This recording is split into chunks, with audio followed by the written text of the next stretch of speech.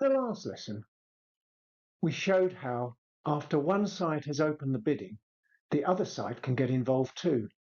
We looked at simple suit overcalls, which show a good long suit, but not necessarily even a particularly good hand. Now, suit overcalls are a very commonly occurring bid, and they help players to get into the auction, even if the opposing side has already opened the bidding. Once both sides are bidding, the auction has now become competitive and both sides are now involved. And as we've already seen, that makes the game more fun and involves all the players a lot more.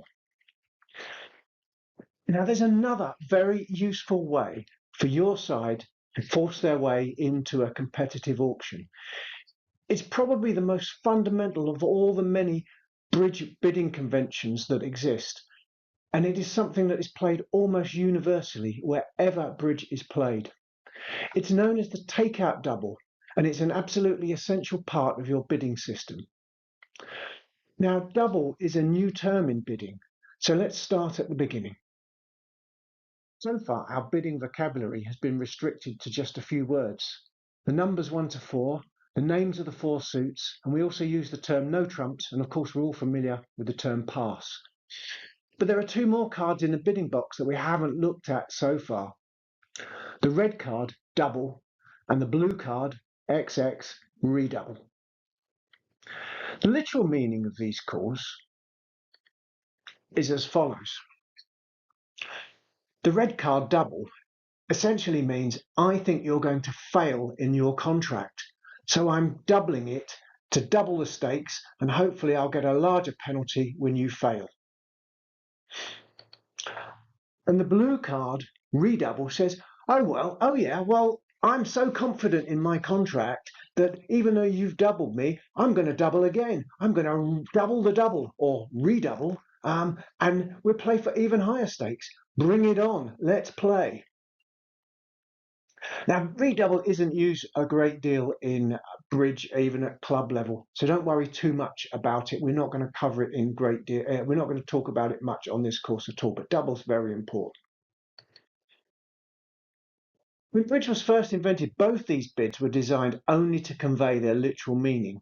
But these days, players prefer to use both these cards to say something else and have what we call a conventional meaning. In the USA around 1912, some players started to use the double bid in certain situations to have a different meaning, and this was the invention of something called the takeout double. The takeout double is now played almost universally wherever the game is played. Even though bridge is played differently in many ways across the world, I could partner someone from, say, China and be confident that they are also using the takeout double. Put simply, you can use the double bid now in a low-level auction to tell partner, I've got a good hand. Please bid. Here's a competitive auction to demonstrate the use of a takeout double. South is the opener and opens the auction by bidding 1 spade. This simply tells partner that they hold an opening strength hand, i.e. 12 or more high card points, and that their longest suit is spades. What if West also has a good hand? They might want to get involved in the auction. Last week, we saw that sometimes West was able to make a simple suit overcall, showing a good suit.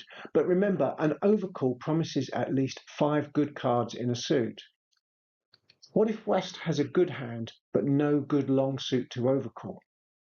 In some situations, West can bid using the double card. West is not saying, I don't think South is going to make the 1 heart contract.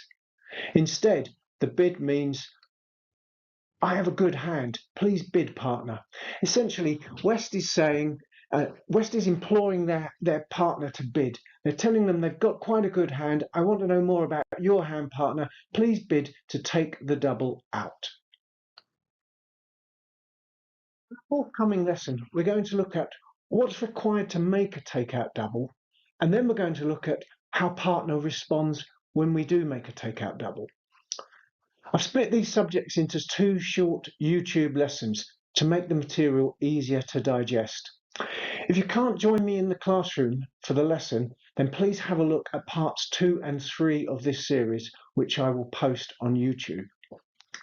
Hope you enjoy this stuff and let me know if you've got any questions. See you soon.